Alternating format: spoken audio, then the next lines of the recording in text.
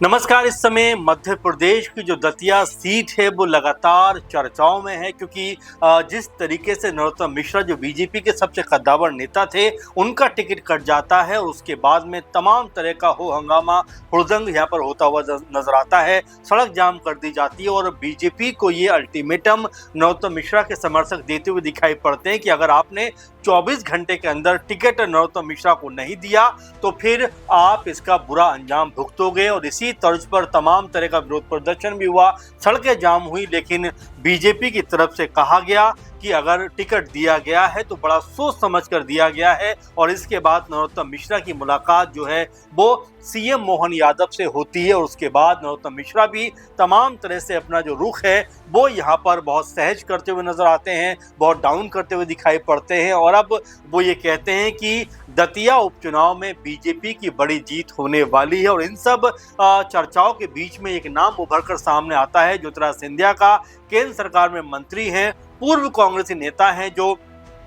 BJP में शामिल हो गए थे और अब उनके जिम्मे एक बड़ी जिम्मेदारी बीजेपी ने दी है। दरअसल ज्योतिरादित्य सिंधिया को दतिया उपचुनाव में बीजेपी आलाकमान ने मुख्य चुनाव प्रभारी बनाया है और उनके ऊपर जिम्मेदारी दी है कि वो दतिया उपचुनाव में बीजेपी के लिए रणनीति बनाते हुए नजर आए, क्योंकि दतिया उपचुनाव को लेकर बीजेपी की जो स्थिति है अब कोई बहुत बेहतर दिखाई नहीं पड़ती, क्योंकि 2023 में वैसे ही बीजेपी दतिया में उपचुनाव हार गई थी क्योंकि नरोत्तम मिश्रा चुनाव नहीं जीत पाए थे। अब ऐसे में जब राजेंद्र भारती जिनकी जो सदस्यता है वो रद्द हो जाती है, उसके बाद में दतिया पर उपचुनाव होता है और तब ऐसा लगता है कि नरोत्तम मिश्रा के अलावा कोई विकल्प बीजेपी के पास में है नहीं, क्योंकि 3 दफा लगातार नरोत्तम मिश्रा ऐसे चुनाव जीते हैं। शिवराज सिंह चौहान में गृह मंत्री भी रहे, लेकिन 2023 में वो राजेंद्र भारती के मुकाबले चुनाव में उतरते हैं और लगभग 7,500 वोटों से चुनाव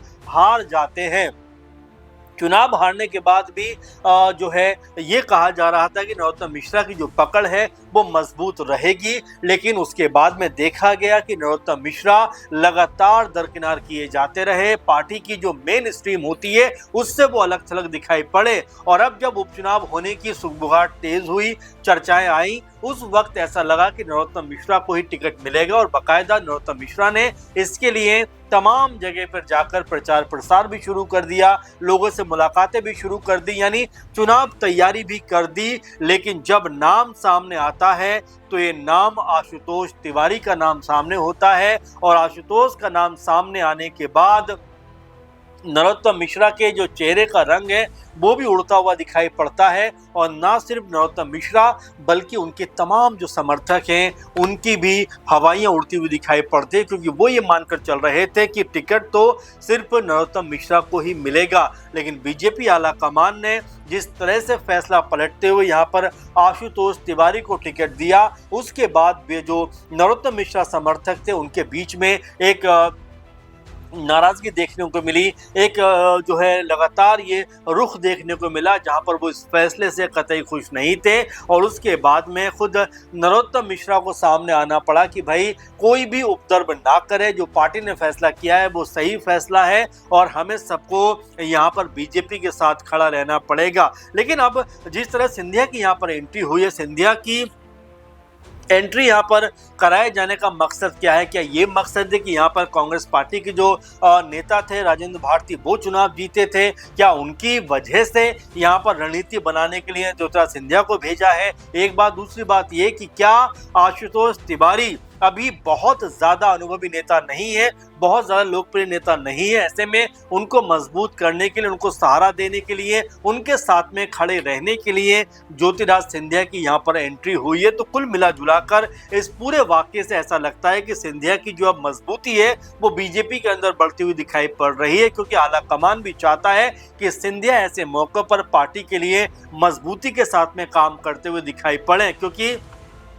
मध्य प्रदेश में देखा जा रहा है कि सिंधिया अभी लगातार जब से बीजेपी में आए हैं कई तरह के केंद्र में पदों पर काम कर चुके हैं, साथ में बीजेपी के लिए तमाम चुनावी प्रचार प्रसार संभाल चुके हैं। ऐसे में उनकी जो पकड़ है वो मध्य प्रदेश में काफ़ी मजबूत दिखाई पड़ती है और इसीलिए दतिया के ऊपर उनको जो है प्रभारी बनाकर भेजा गया है और उनसे उम्मीद की जा रही है बीजेपी के द्वारा कि वो ऐसी रणनीति बनाए, इस तरह का माहौल बनाए ताकि आशुतोष तिवारी को इस चुनाव में जीतने में कोई दिक्कत ना हो सके, क्योंकि अब तक नरोत्तम मिश्रा यहाँ पर चुनाव जीतते रहे हैं, चुनाव लड़ते रहे। ऐसे में एकदम से आशुतोष तिवारी के रूप में नया प्रत्याशी लाने का मतलब है कि क्या नरोत्तम मिश्रा के जो समर्थक हैं, जो अब से इतना ज़्यादा उत्पाद यहाँ पर पहुँचाते हुए या दिखाते हुए नजर आते हैं, अगर वो साथ में खड़े नहीं हुए तो जाहिर बात है कि आशुतोष तिवारी के लिए चुनाव जीतना काफ़ी मुश्किल हो सकता है, क्योंकि समर्थकों ने जैसा रुख दिखाया और जिस तरह का जो है जाम लगा दिया, 11 घंटे तक रोड ब्लॉक रखी, हुड़दंग करते हुए नजर आए, जो बाजार है उसको बंद करने की बात कहते हुए नजर आए और पुलिस से भी लगातार मुठभेड़ होती हुई दिखाई पड़ी। और अब यहाँ पर अगर सिंधिया को जो भेजा गया है उपचुनाव में मुख्य चुनाव प्रभारी बनाकर बीजेपी की तरफ से, तो उसके मायने साफ हो जाते हैं कि वो आशुतोष तिवारी के लिए राह को आसान करते हुए नजर आए, उनके लिए मजबूत तरीके की रणनीति बनाते हुए नजर आए, क्योंकि नरोत्तम मिश्रा बीजेपी के लिहाज से देखा जाए तो बहुत मजबूत और कद्दावर नेता रहे हैं। ऐसे में उनका टिकट काटकर अगर आशुतोष तिवारी को दिया गया है, जो पहली दफा चुनाव लड़ रहे हैं इस लेवल का, तो बिल्कुल ये स्पष्ट हो जाता है कि उनको अपने आप को यहाँ पर साबित करना है। और साथ में ये भी कहा जा रहा है कि मोहन यादव को भी, जो मुख्यमंत्री हैं मध्य प्रदेश के, उनको भी अपनी साख को बचाए रखना है कि किस तरीके से, किस जो है रणनीति के तहत यहाँ पर ये सीट जीती जाए, क्योंकि अगर बीजेपी ये सीट हार जाती है तो सरकार पर तो इसका कोई असर नहीं पड़ेगा, लेकिन जो उच्च पदों पर बैठे हैं, जिन्होंने यहाँ पर नरोत्तम मिश्रा के टिकट को लेकर कह सकते हैं कि कटवाने में उनका टिकट महत्वपूर्ण भूमिका निभाई है, उनके पद पर सवाल खड़ा हो सकता है कि आखिर नरोत्तम मिश्रा का टिकट काटकर आशुतोष तिवारी को क्यों दिया गया। यानी अपनी जवाबदेही तय करना फिर नेताओं को मुश्किल हो जाएगा। इसीलिए सिंधिया सरीखे बड़े नाम यहाँ पर उतारे गए हैं और इसके अलावा भी खुद मोहन यादव जो मुख्यमंत्री हैं चुनाव में प्रचार प्रसार करते हुए दिखाई पड़ेंगे। कैलाश विजयवर्गीय ये कहते हुए नजर आते हैं कि भाई जो आशुतोष तिवारी चुनाव में उतरे हैं उनकी बड़ी जीत यहाँ पर दर्ज होती हुई दिखाई पड़ेगी। उन्होंने तो यहाँ तक कहा कि चुनाव की तैयारी तो बहुत लोग करते हैं, लेकिन तैयारी करने का मतलब ये नहीं है कि सबको टिकट दे दिया जाए। उनका तंज जो था वो नरोत्तम मिश्रा के ऊपर था, लेकिन अब जिस तरह से सिंधिया की यहाँ पर एंट्री हुई है उसको लेकर भी तमाम सारे सवाल यहाँ पर खड़े होते हुए दिखाई पड़ते हैं कि क्या सिंधिया बीजेपी को यहाँ पर जीत दर्ज कराते हुए नजर आएंगे, क्योंकि 2023 से पहले लगातार 3 दफा बीजेपी ने यहाँ पर जीत दर्ज की है, नरोत्तम मिश्रा यहाँ पर जीतते हुए नजर आए हैं। ऐसे में 2023 में जिस तरह से बीजेपी की यहाँ पर हार हुई, नरोत्तम मिश्रा की हार हुई, तो क्या यहाँ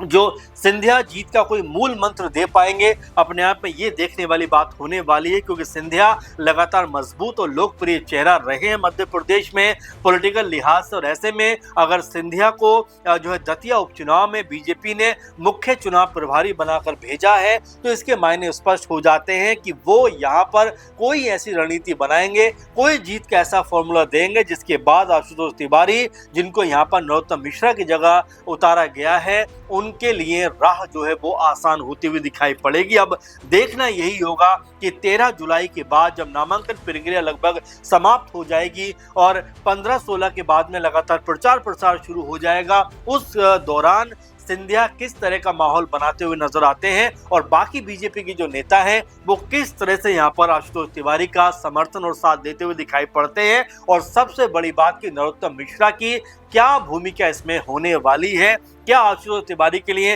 वो प्रचार प्रसार करेंगे या फिर अपने कदम पीछे खींचते हुए दिखाई पड़ेंगे। आप लोगों का क्या मानना है, क्या राय है?